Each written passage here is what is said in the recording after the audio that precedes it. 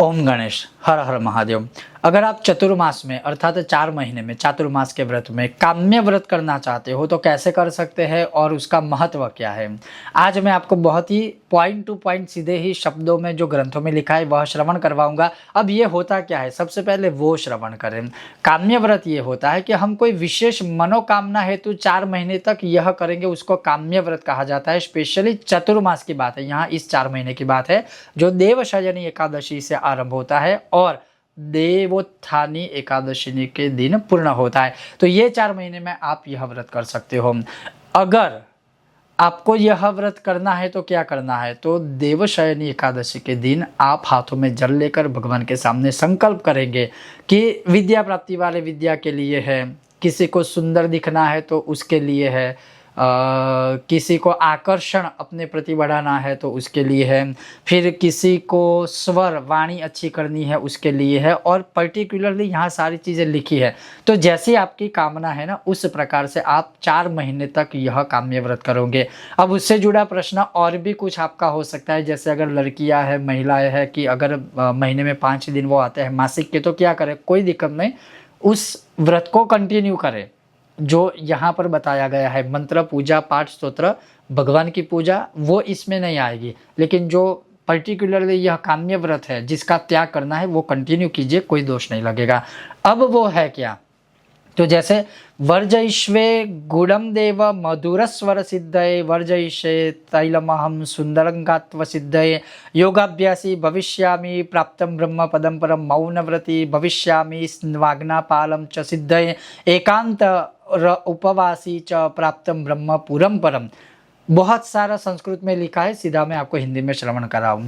4 महीने तक अगर कोई मनुष्य गुड़ नहीं खाता है, 4 महीने तक गुड़ से बनी कोई चीज़ नहीं खाता है, तो उसका स्वर मधुर होता है चतुर्मास में। 4 महीनों तक कोई मनुष्य तेल का त्याग करता है, चाहे वो तेल से बनी हुई तली हुई चीज़ें हैं उसका त्याग करता है, तो उसका शरीर सुंदर होगा, आकर्षक होगा। जो मनुष्य 4 महीने तक योगाभ्यास करता है, प्राणायाम आदि करता है, वह ब्रह्म पद को प्राप्त होता है। जो मनुष्य 4 महीने तक तांबूल का त्याग करता है, वह अनेक प्रकार के भोगों को भुक्त करता है और उसका कंठ जो है वह मधुर बन जाता है।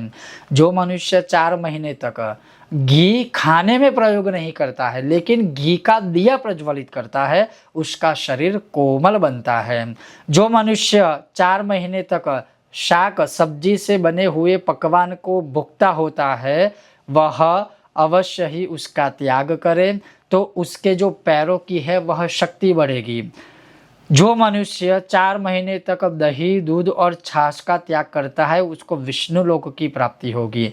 जो मनुष्य अपने शरीर के ऊपर तैल मर्दन का त्याग करता है, उसका शरीर निरोगी रहता है।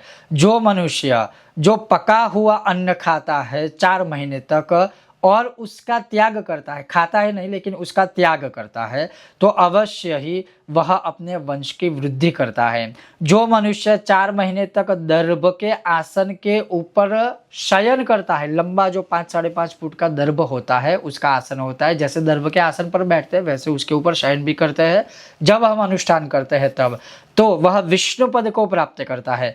जो मनुष्य अवश्य ही इन 4 महीने तक मांस, मदिरा आदि का त्याग करता है, वह विचारशील होता है और अनजाने में हुए पापों का प्रायश्चित वह कर देता है।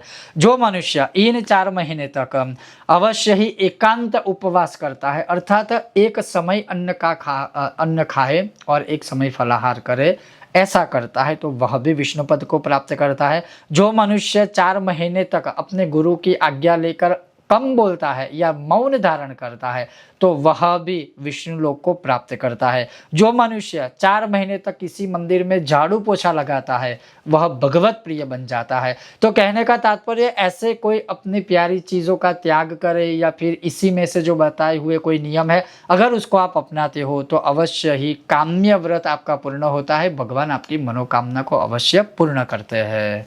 ओम गणेश हर हर महादेव।